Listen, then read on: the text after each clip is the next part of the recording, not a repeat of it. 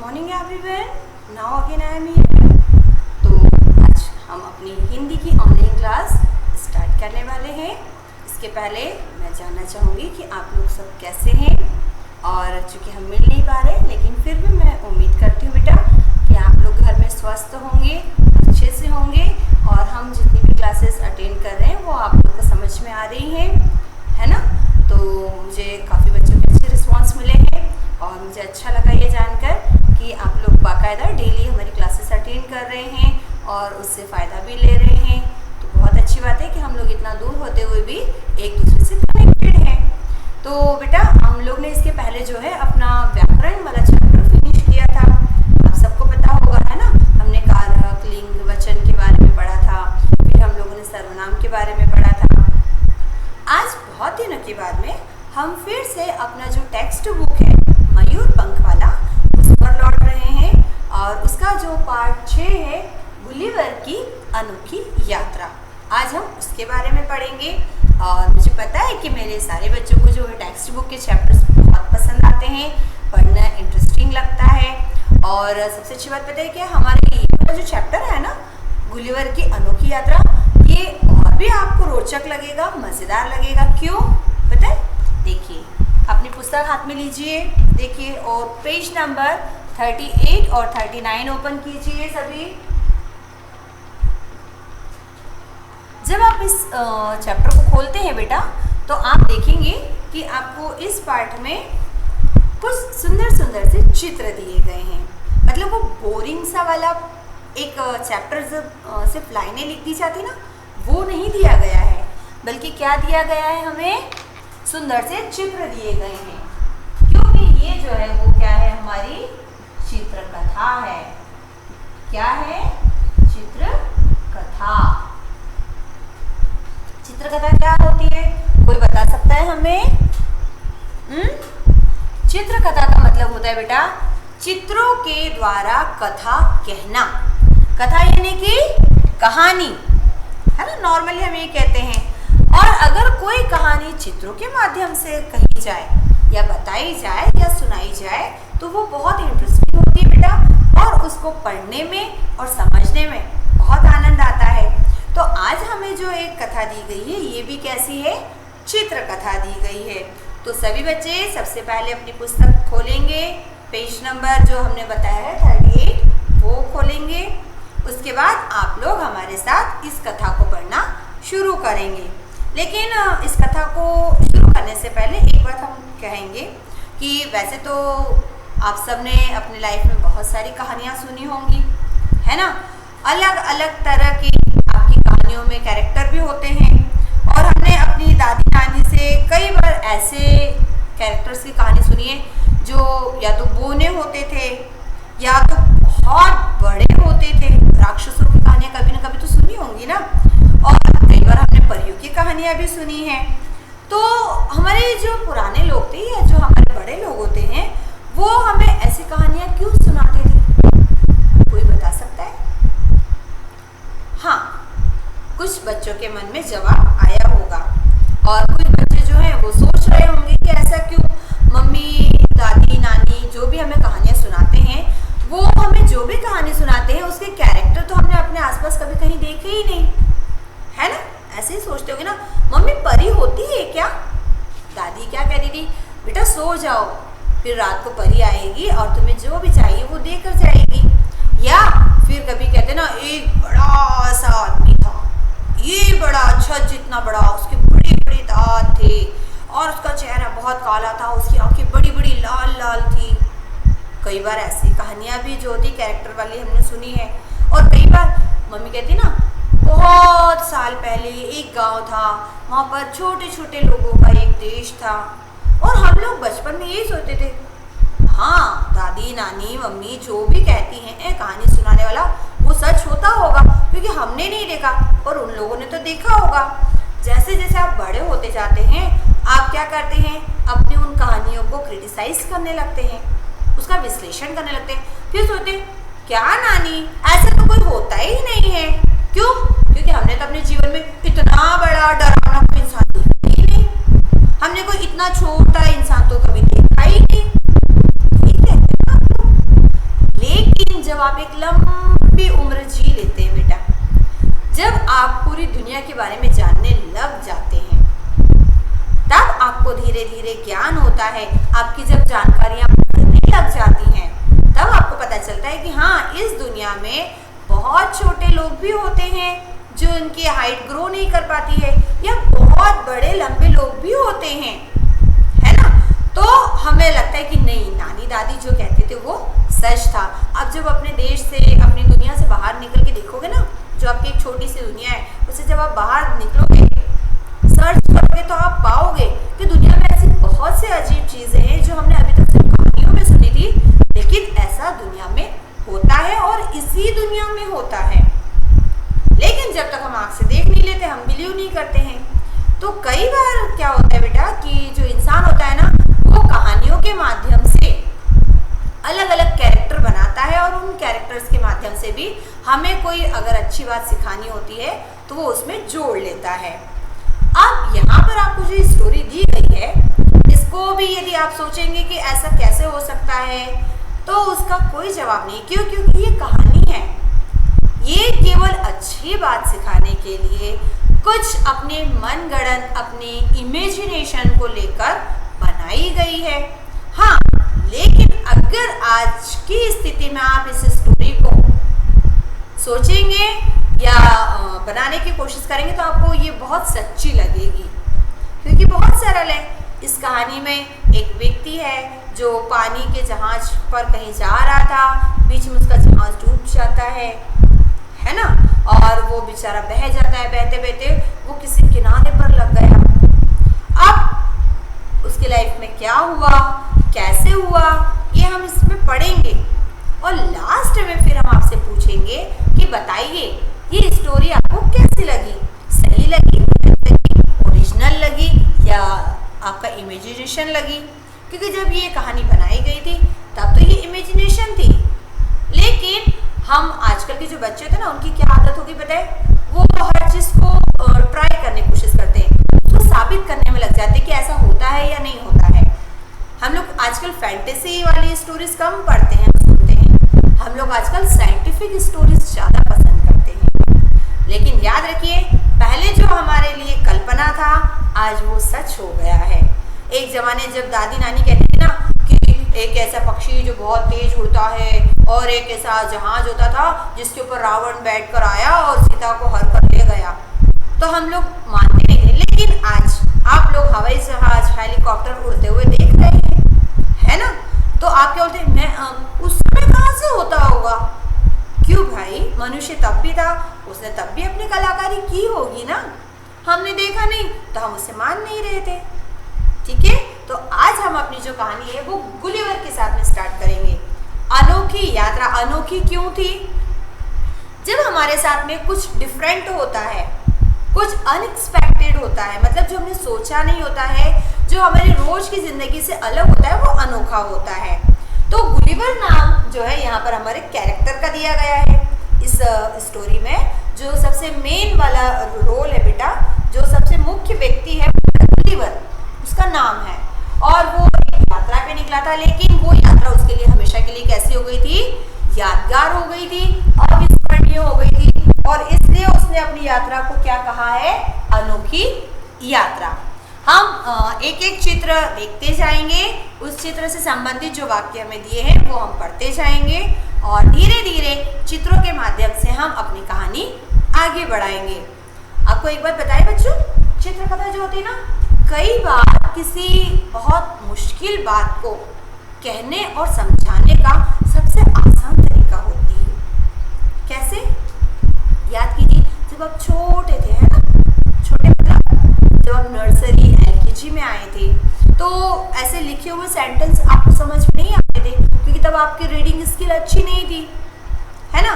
कोई व्यक्ति बोलता भी था तो आपको बहुत देर तक वो बात समझ में नहीं आती थी, या जल्दी नहीं समझ में आती थी, बहुत देर तक माइंड में नहीं रहती थी। लेकिन जब टीचर आपको कोई बात पिक्चर के थ्रू समझाती थी, याद कीजिए, आपको मैम ने एक पिक्चर बताया जिसमें शेर है, गुफा के अंदर सोया हुआ है। फिर मैम ने एक सेकंड पिक्चर दिखाया आपको जिसमें एक चूहा था जो शेर के ऊपर चढ़ गया था, है ना। फिर एक एक और पिक्चर मैम ने बताया जिसमें क्या करता है, शेर चूहे को पकड़ लेता है। फिर मैम ने एक और पिक्चर बताया जिसमें क्या करता है कि चूहा हाथ जोड़कर सॉरी बोल रहा होता है और शेर उसको छोड़ देता है। फिर एक और आपको मैम ने कार्ड बताया पिक्चर वाला, जिसके ऊपर क्या पिक्चर बना हुआ था, शेर जाल में बंद था। फिर और एक पिक्चर कार्ड बताया जिसमें क्या करता है, चूहा उस जाल को कुतरता है ना। और लास्ट में मैम ने एक पिक्चर दिखाया जिसमें शेर और चूहा दोनों मस्ती कर रहे होते हैं, फ्रेंड्स बन जाते हैं। अब जब टीचर आपको पिक्चर दिखाती है और आपसे पूछती जाती है बताओ इसमें क्या दिख रहा है, आप उस पिक्चर को सिर्फ देखते हैं और अपना सेंटेंस बोलते जाते हैं। और जब आप उन सारे सेंटेंस को एक साथ बोलते हैं तो आपकी स्टोरी बन जाती है कि एक शेर गुफा में सो रहा था, एक चूहा उसके ऊपर आकर शैतानी करने लगा, शेर को गुस्सा आया, उसने चूहे को पकड़ लिया, चूहे ने सॉरी बोला और शेर ने उसे छोड़ दिया। फिर शेर जाल में बंद हो गया, फिर चूहे ने जाल को काट के शेर को आजाद करा और फिर दोनों दोस्त बन गए। यानी कि जब आप चित्र के माध्यम से कोई बात कहते हैं बेटा तो आपको फिर बोलने की जरूरत ही नहीं पड़ती है। आपका जो पिक्चर होता है ना, ये जो चित्र होता है ना, वो खुद ही अपने आप में वो पूरी स्टोरी बता देता है। ठीक है, तो हम अपनी गुलिवर की स्टोरी भी आज पिक्चर के थ्रू समझेंगे। ठीक है, देखिए क्योंकि स्टार्टिंग का पिक्चर में क्या दिया गया है, देखो गुलिवर जो है वो जहाज है, पानी में डूबा हुआ है। फिर यहाँ पर सेकंड उसके पास में पिक्चर बताया है कि वो देखो रेत पर लेटा हुआ है। अब इस पूरे सीन को देखकर हम क्या होता है, गुलिवर को समुद्री यात्राएं करने का बहुत शौक था। एक बार जब वह समुद्री यात्रा पर निकला हुआ था तो समुद्र में आए तेज तूफान के कारण उसका जहाज डूब गया। देखो जहाज पर वो निकला था और उसका जहाज डूब गया था, परंतु उसने हिम्मत नहीं हारी, उसने तैरना शुरू करा। देखो वो तैर रहा है, तैरते तैरते उसने कुछ सेंटेंस बोले थे, वो आपको यहाँ ब्रैकेट में दिए गए हैं। हे ईश्वर, मैं थक गया हूँ किंतु किनारा अभी दूर है, मुझे और प्रयास करना होगा। वो कोशिश करता जा रहा है, देखिए करता जा रहा है। किनारे पर पहुंचकर वह भूख और थकान से चूर होकर बेहोश हो गया है। दिखा आप लोग को बेहोश यहाँ पर पड़ा हुआ है बेटा। हाँ, अब अगले वाले पिक्चर में हम क्या देखते हैं, देखिए चित्र में गुलिवर बोनो के देश लिलीपुट पहुंच गया था। देखो ये छोटे छोटे बोने, बोना मतलब ऐसे इंसान जो कि आकार में छोटे होते हैं, जिनकी हाइट बहुत कम होती है। कभी कभी तो पता है कुछ बौने कितने बड़े होते हैं, सिर्फ आपके इतने हाथ बराबर, इतने छोटे छोटे। हम इमेजिन भी करें तो हमें कितना अच्छा लगेगा, इतना छोटा सा इंसान जो आपके पैर के जो तलवा है बस उसके बराबर का साइज हो, तो वहां से आवाज भी देगा ना तो मजा नहीं आएगा। कई बार छोटे बच्चे सोचते हैं काश मैं इतना छोटा सा बन जाऊं, किसी को दिखाई ही नहीं दूं, किसी को मिलूं ही नहीं, काश मैं चिड़िया बन जाता और इतना छोटा सा मेरा पेट होता, मुझे ज़्यादा खाने के लिए काम ही नहीं करना पड़ता। तो ऐसी इमेजिनेशन हम लोग करते हैं, लेकिन कब, जब हमें उसमें कुछ अच्छा दिखाई देता है। लेकिन कुछ लोग ऐसे होते हैं जो ग्रो नहीं कर पाते, जिनका बॉडी स्ट्रक्चर ग्रो नहीं करता है बेटा, तो उनकी हाइट कम रह जाती है। तो ऐसे कम आकार वाले लोगों को हम लोग बोना कहते हैं। और कोई देश ऐसा जहाँ सारे ही लोग एक ही साइज के हो, बिल्कुल छोटे छोटे साइज के हों आकार में, जिनकी जो हाइट होती है वो बड़ी ही नहीं हो, तो वो उनका पूरा एक देश था जिसका नाम था लिलीपुट, है ना। मुझे उम्मीद है बहुत सारे बच्चों ने शायद इस स्टोरी को देखा भी होगा, है ना। आजकल आपके जो कार्टून्स बनते हैं उसमें इस तरह की स्टोरी भी बनी हुई है, तो आप लोगों ने अगर ये चीज़ देखी होगी तो आपको और अच्छे से समझ में आ जाएगी। अब देखते हैं, है ना। जब लिलीपुट पहुंच गया तो बोनो ने क्या कहा, इसे ठीक से बांधो, इतना विशाल मानव हमने पहली बार देखा है। बहुत सीधी बात है, जिसकी हाइट छोटी है उसके लिए तो हमारा नॉर्मल साइज भी कैसा दिखेगा उसको दिखाई देगा। सिंपली देखो जब कोई बच्चा छोटा होता है ना बेटा, जैसे बर्थ होता है तो 1 या 2 साल का जो बच्चा होता है उसकी हाइट भी कम होती है, लेकिन हमारे सामने वो छोटा है और उसकी नजर में हम बहुत बड़े होते हैं, है ना। तो अक्सर वो हमसे डर जाता है। सिर्फ वो इसलिए नहीं डरता कि हमने तेज आवाज में बोला, क्योंकि उसके कानों को कम आवाज की आदत होती है। हमारा नॉर्मल वॉइस भी उसको बहुत तेज लगता है, हमारी नॉर्मल हाइट भी उसको क्या लगती है, बहुत बड़ी दिखाई देती है। तो उसके लिए हम विशालकाय होते हैं और वो हमारे लिए कैसा होता है, छोटा होता है। तो यहाँ पर भी बोनो ने जब पहली बार अपने साइज से अलग साइज के लोगों को देखा तो उन्होंने कहा कि अरे इसको बांधो, ये तो बहुत बड़ा है और इतना बड़ा इंसान तो हमने कभी देखा ही नहीं। अननोन चीज है, क्या पता कभी ये नुकसान पहुंचा दे। अक्सर हमारे साथ होता है। एक सीधी सी बात कहे बात बेटा, आप भले ही नॉर्मल साइज के, लेकिन अगर अपने वो छोटा सा चूहा आपके आसपास घूमता है, बहुत छोटा होता है, लेकिन आप उससे ज्यादा उससे डरते हैं, जबकि आप चाहें तो उसको तुरंत रोक सकते हैं, मार सकते हैं, लेकिन हम छोटे से चूहे से डर जाते हैं, छोटे से कॉकरोच से डर जाते हैं। अरे भाई वो तो साइज में हमसे बहुत छोटे हैं, हमने तो बार बार उनको देखा है, फिर भी हम डर जाते हैं। क्यों? साइज छोटी ना, वो कहीं से भी घुस सकता है, आप उसको पकड़ भी नहीं पाओगे। मतलब कभी कभी हमारे आकार का छोटा या बड़ा होना भी हमारे अंदर डर पैदा कर देता है। ठीक है, आगे क्या होता है देखते हैं। गुलिवर को जब होश आया तो उसने स्वयं को पतले पतले धागों में बंधा पाया। कैसे पाया? पतले पतले धागों में बंधा पाया। उसने नन्हे नन्हे लोगों को आश्चर्य से देखा। जब गुलिवर को होश आया तो उसने क्या देखा कि वो बहुत पतले पतले धागों में किसी ने उसको बांध के रखा हुआ है। उसने आंख खोली, इधर उधर देखा, छोटे छोटे उसको लोग दिखाई दिए, उसको बड़े आश्चर्य से देख रहे थे। उसने पूछा भी, तुम सब कौन हो? मुझे क्यों बांधा है? मेरा दोष तो बताओ। अगर आप किसी अनजानी जगह पर हो, अनजाने लोगों के बीच में हो और आपको बांध दिया गया हो, तो आपके मन में सिर्फ सवाल और सवाल ही पैदा होते हैं और निकलते हैं, है ना। उसमें से एक आदमी को क्या बोला था, देखिए ये है ना, अपनी भलाई चाहते हो तो चुपचाप लेटे रहो।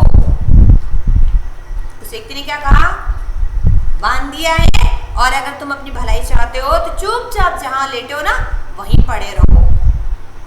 अब गुलिवर शांत होकर लेटा रहा। उसने इशारे से उन लोगों को समझाना चाहा। देखिए वो इशारा कर रहा है, दिखाई दिया आप लोग को, है ना। इशारे से वो क्या बता रहा है कि वह उनकी भाषा नहीं समझता। उसने हाथ को मुंह की ओर ले जाकर भूख लगने का इशारा किया। सांकेतिक भाषा का प्रयोग, जब दो लोग एक दूसरे की भाषा नहीं समझते बेटा, तब संकेतों की भाषा जो होती है वो हमारे लिए मददगार होती है, हेल्पफुल होती है। उसने देखा कि वो इतने सारे क्वेश्चन कर रहा है लेकिन ये लोग तो कोई जवाब ही नहीं दे रहे। किसी ने जवाब दिया भी तो चूंकि उसको वो भाषा नहीं आती थी तो वो नहीं समझ पाया। उसी तरह वो बोने जो उसको बांधकर खड़े थे, उन्होंने जब उसकी बात सुनी तो वो उसकी लैंग्वेज नहीं समझते थे। उनको ऐसा लगा कि शायद हमको डरा रहा है या हमको बुरा भला कह रहा है, तो उन्होंने अपनी भाषा में कहा कि चुपचाप लेटे रहो। प्रॉब्लम, अब एक दूसरे की बात कैसे समझाएं, मगर जो भूख लगी है वो तो नहीं रुकती। गुलिवर ने संकेतों के द्वारा अपने हाथ को मुंह तक ले जाकर उनको बताया कि मुझे भूख लगी, मुझे खाना दो, है ना। अब क्या होता है देखते हैं, अगला पेज पलटाएंगे हम लोग। उन लोगों ने गुलिवर का इशारा समझ लिया।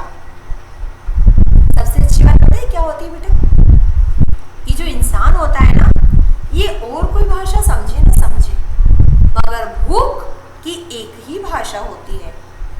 वो किसी भी जगह पर किसी भी प्रकार के लोग हों, वहां कोई भी लैंग्वेज हो, लेकिन खाना अगर आपको चाहिए या बताना है या जानना है, किसी ने अगर अपना हाथ मुंह तक बार बार ले जाकर छोड़ा है, इसका मतलब कि उसे खाना चाहिए, उसे भूख लगी है, क्योंकि बॉडी पार्ट्स जो होते हैं उनमें जो क्रियाएं होती हैं, उनमें जो फीलिंग्स होती हैं, वो इस धरती के हर प्राणी में एक जैसी होती है और वो हर किसी को एक जैसी ही समझ में आती है।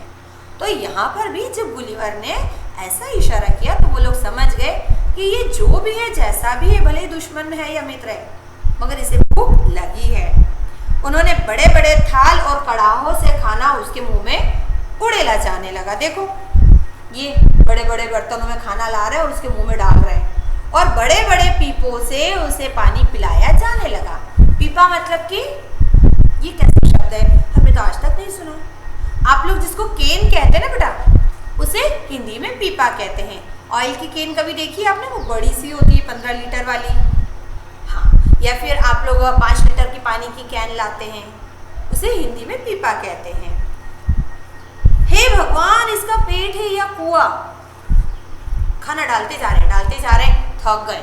वो बोने क्या बोलते, हे भगवान, इसका पेट है कि कुआं है? डालते जा रहे, ये तो मना ही नहीं कर रहा है। अरे भाई, कैसे मना करेगा? वो एक नॉर्मल साइज का इंसान है, यानी कि बहुत छोटी सी बात है। जो इंसान बोना है उसका पेट भी छोटा है, तो वो कम खाने में भर जाएगा। अगर मैं 10 बाइट लेती हूँ और कोई छोटा बच्चा होता है, वो 2 बाइट में, 4 बाइट में मना कर देता है। मेरी भूख 4 रोटी की होती है, लेकिन 2 साल के बच्चे की भूख तो आधी रोटी की होती है। 6 साल का अगर बच्चा होगा तो वो 1 रोटी खाएगा, लेकिन मेरी भूख तो 4 रोटी की है ना। तो वो छोटा बच्चा क्या सोचता होगा, हाँ मम्मा कितना खाती है, आंटी कितना खाती है। पर ये थोड़ी ना जान रहा है कि उसका पेट छोटा है उसकी साइज के हिसाब से, आंटी का पेट आंटी की साइज के हिसाब से बड़ा है ना, ऐसे ही होगा। तो वो बोने परेशान हो गए। अब उनका बर्तन जो उनके लिए बहुत बड़ा था, गुलिवर के लिए तो वो बहुत छोटा था। अगर 1 गिलास पानी मैं पीती हूँ तो वो मेरे गले के लिए बहुत थोड़ा होगा, लेकिन अगर कोई साइज में छोटा है जिसकी साइज सिर्फ गिलास जितनी है, उसके ऊपर अगर मैं 1 गिलास पानी डालूंगी ना तो उसे ऐसा लगेगा किसी ने उसको कुएं में डाल दिया। उसके लिए तो वो पानी बहुत ज्यादा है, क्योंकि वो तो इतने छोटे गिलास से पानी पीता होगा, है ना। तो ऐसी कंडीशन बन रही थी। अब क्या हुआ देखिए, खाना खाने के बाद गुलिवर सो गया। जब उसकी नींद खुली तो उसने देखा कि उसे एक बड़े पिंजरे में, देखिए उसे एक बड़े पिंजरे में लेटा कर कहीं ले जाया जा रहा था।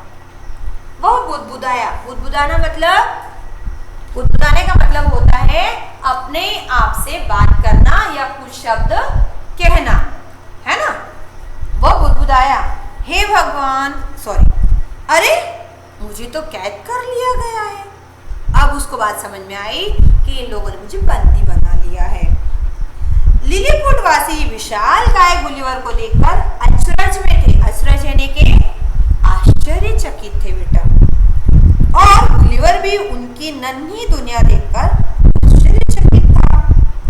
बादशाह ने लोगों को उसे वहां की भाषा सिखाने का काम सौंपा। उसको वहां लेकर गए थे राजा के महल में, वहां उसको आजाद किया गया और वहां के जो कुछ लोग थे उनको ये रिस्पॉन्सिबिलिटी दी गई, जिम्मेदारी दी गई कि तुम इसको क्या करोगे, अपने इस देश की जो भाषा है वो सिखाओ, ठीक है। अब से आप इसे यहाँ की भाषा सिखाइए। देखिए यहाँ पर ये जो राजा है वो देखो लोगों को कह रहे हैं ना कि आप इसको अपनी भाषा सिखाओ। जल्दी ही गुलिवर ने वहां की भाषा सीख ली। वे लोग उससे खुश थे, है ना। बच्चे उसके बालों में आंख मिचोली खेलते थे। कितनी अच्छी और अजीब सी बात है ना। परंतु गुलिवर को बार बार अपने घर की याद आती थी। धीरे धीरे गुलिवर वहां पर रहते रहते उन लोगों के साथ में एडजस्ट हो गया था। उसे अब पहले की तरह कोई परेशानी नहीं होती थी, है ना। बच्चे जो है उसके बालों में आंख मिचोली खेलते थे। क्यों? क्योंकि गुलिवर जो कि साइज में बड़ा है, उसके बाल उन बच्चों के लिए बिल्कुल झाड़ियों की तरह, जिसमें वो कहीं भी छुप सकते हैं। गुलिवर को भी अच्छा लगता था, बच्चों के साथ सबको मजा आता है, लेकिन चूंकि है तो वो भी इंसान ना बेटा, उसे भी अपने घर की याद आती थी। एक दिन गुलिवर क्या बोला देखो, मैं किसी को नुकसान नहीं पहुंचाऊंगा, कृपया मुझे आजाद कर दीजिए। देखो हाथ जोड़े ना उसने, तो क्या कह रहा है कि प्लीज मुझे आजाद कर दीजिए। तो राजा ने पता है क्या बोला, उसके सामने कंडीशन रखी, ठीक है तुम्हें इस शर्त पर आजाद किया जाता है कि तुम बिना बताए कहीं नहीं जाओगे और युद्ध में हमारी सहायता करोगे। दो कंडीशन रखी, पहला तुम बिना बताए यहाँ से कहीं नहीं बाहर जाओगे, और दूसरी कंडीशन तुम बहुत बड़े हो, मतलब तुम्हारे पास ताकत भी ज़्यादा है, तो जब भी हमारे साथ किसी और देश का युद्ध होता है तो तुम हमारी मदद करोगे। ठीक है, गुलिवर ने मान लिया। अब चूंकि उस समय उनका जो पड़ोसी देश था ब्लेफुस्कू, क्या नाम था उनके पड़ोसी देश का, ब्लेफुस्कू, वहां के राजा ने उनके ऊपर आक्रमण कर दिया था, है ना। तो उनका युद्ध चल रहा था लिलीपुट वालों का, ब्लेफुस्कू के लोगों का। शर्त मानने पर गुलिवर को आजाद कर दिया। देखिए कुछ समय बाद गुलिवर को पता लगा कि पड़ोसी देश ब्लेफुस्कू का राजा लिलीपुट पर आक्रमण करने वाला है। गुलिवर ने क्या करा, कुछ कांटे और रस्सियां ली और ब्लेफुस्कू की खाड़ी में चला गया। खाड़ी मतलब पानी की गहराई में। लिलीपुट के पड़ोस वाला देश था, वहां के लोग भी वैसे ही साइज के थे। गुलिवर ने ब्लेफुस्कू वासियों को मजा चखाया और उनकी कई नाव अपने साथ ले आया। देखो उनके देश वहां गया, क्योंकि उसके लिए तो वो नॉर्मल था, वहां के लोगों का उसने डराया और अच्छी तरह से उनका नुकसान किया, और जिस नाव पर चढ़कर वो लिलीपुट तक आते थे और उनसे लड़ाई करते थे, वो उनकी सारी नावें अपने साथ ले आया। क्योंकि लिलीपुट वासी जो थे उनके पास थोड़ी सी परेशानी थी, लेकिन गुलिवर उन दोनों देश के लोगों की अपेक्षा अकेला ही काफी था, है ना। क्योंकि गुलिवर जो बेटा वो एक बड़ा है, तो उसकी नाव भी बड़ी होगी। अगर बौनों की नज़र से देखें तो वो तो उनके लिए एक बड़ा जहाज हो जाती है, पूरे के पूरे लिलीपुट देश के लोग उसके अंदर समा सकते थे। तो ब्लेफुस्कू वासी जो थे उनकी नावें भी छोटी छोटी थी, उनके साइज के हिसाब की। गुलिवर गया, सबको ले आया, जाओ अब तुम्हारे पास नाव नहीं रहेगी तो किस पर बैठकर आओगे, और मेरे देश के जो लिलीपुट वासी हैं उनको कैसे परेशान करोगे। वो सारी नाव अपने साथ ले आया और उसने लिलीपुट वालों को दे दिया।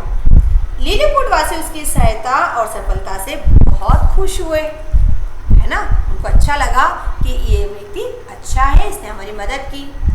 फिर एक दिन तट पर टहलते टहलते गुलिवर ने समुद्र में एक नाव देखी और यह नाव उसे आशा की किरण लगी। अरे ये तो नाव है, मतलब मैं अपने देश वापस लौट सकता हूँ। देखिए, है ना। बादशाह ने गुलिवर को भारी मन से अपने देश लौटने की अनुमति दे दी। बादशाह लिलीपुट वासियों ने उसको खाने पीने की ढेर सारी चीजें देकर वहां से विदा किया। हम सब तुम्हें याद करेंगे दोस्त, जब वो वहां पर आया था वो उसको दुश्मन समझते थे, जब उसने देश की रक्षा करने में उसकी मदद की तो वो लोग उसके मित्र बन गए। और मित्र बनने के बाद में पता है एक इंसान को दूसरे इंसान के मन का दुख महसूस होने लगता है। तो उसने कहा कि मुझे भी अपने घर जाना है, आप लोग तो अपने अपने घरों में हैं, मैं किसी को नुकसान भी नहीं दे रहा हूँ, मुझे बस मेरे घर जाने दो। उन्होंने कहा ठीक है। उन्होंने उसके लिए नाव अरेंज की, बड़ी सी बनाई, उसको खाने पीने का सामान दिया और कहा कि अब आप जा सकते हो। गुलिवर को सहयोग से समुद्र में अपने ही देश का जहाज आता हुआ दिखाई दिया। बहुत दिन तक वो अपनी नाव के द्वारा समुद्र में तैरता रहा और फिर उसको अपने ही देश का एक जहाज समुद्र में दिखाई दिया। अरे वाह, यह तो मेरे देश का जहाज है, हे ईश्वर तूने मेरी सुन ली, अब मैं अवश्य ही अपने देश पहुंच जाऊंगा। फिर वो नाव से धीरे धीरे पास में उस जहाज के गया और गुलिवर जहाज में बैठकर खुशी खुशी अपने देश लौट गया। है ना, अच्छा लगा हमें। तो इस पूरी स्टोरी से हमने क्या सीखा बेटा, एक बार आप उसको रीड कीजिए और 2 मिनट में आप हमें बता सकते हैं।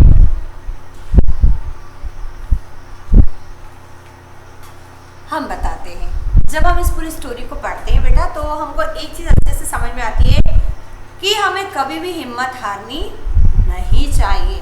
गुलिवर जब बिछड़ गया था जहाज से गिरकर और जब वो बोनो के देश में पहुंचा, उसके पास अलग अलग स्थितियाँ आई, लेकिन उसने हिम्मत नहीं हारी थी। तैरते तैरते किनारे पर गया, दूसरे देश में भी जाकर उसने हिम्मत नहीं हारी, उनके साथ मित्रता की, उनकी लैंग्वेज सीखी। दूसरा, समय का पहिया घूमता रहता है और हर आने वाला पल इंसान के लिए कुछ नया लेकर आता है। इसके पहले जब वो यात्रा पर निकला था उसने कभी नहीं जाना था कि कोई एक लिलीपुट देश है जहाँ पर बोने रहते हैं और बोने बहुत अच्छे होते हैं। उसे कभी नहीं पता था कि मेरे कुछ कभी जिंदगी में ऐसे नए और अच्छे अनोखे दोस्त बनेंगे, है ना, जो मेरी इतनी मदद करेंगे और मैं वापस अपनी लाइफ में जा पाऊंगा, पहुंचूंगा। तो कभी भी आने वाले जब कोई परेशानी हो या वक्त आपके लिए कुछ डिफरेंट लेकर आए तो घबराइए नहीं, हिम्मत रखिए, हिम्मत से उसका सामना कीजिए। हो सकता है इसके बाद में जो अगला पल आए वो आपके लिए बहुत अच्छा हो, कुछ नया लेकर आए।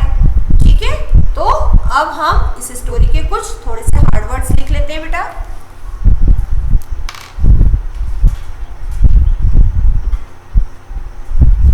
कठिन शब्द, इन शब्दों को आप अपनी कॉपी में लिख सकते हैं, जैसे समुद्र है। फिर ऐसे ही एक और शब्द है जैसे आपका अनुमति, अनुमति। एक और शब्द हमारे पाठ में आया था जहाज।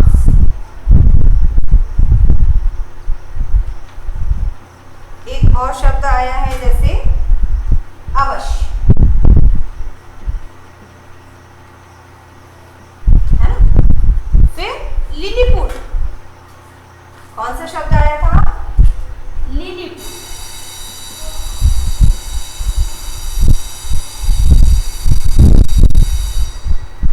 ब्लेम आया है ये शब्द, देखिए, है ना। एक शब्द है हमारे पास आक्रमण, और एक अंतिम शब्द जो हमारे थोड़ा सा नया है, गुदगुदाया, गुदगुदाया। ठीक है बेटा, तो इस तरह ये पार्ट हम अपने कुछ कठिन शब्द के साथ में आज यहीं पर खत्म करेंगे। आप लोग घर पे इन शब्दों को लिखेंगे और पुनः पुनः पढ़कर लिखेंगे, क्योंकि कई शब्द जो होते हैं बेटा जो बाद में हमारे लिए प्रश्न अगर हम जब याद करते हैं, पाठ को पढ़ते हैं तो बहुत इंपॉर्टेंट होते हैं, कठिन महसूस होते हैं, तो आप उनकी प्रैक्टिस कर लेंगे तो आपको आसान हो जाएंगे, उच्चारण आपका शुद्ध हो जाएगा। ठीक है, तो आज की कक्षा जो है वो हम अपने गुलिवर की अनोखी यात्रा यहीं पर समाप्त कर रहे हैं। नेक्स्ट टाइम हम लोग फिर से मिलेंगे जब हम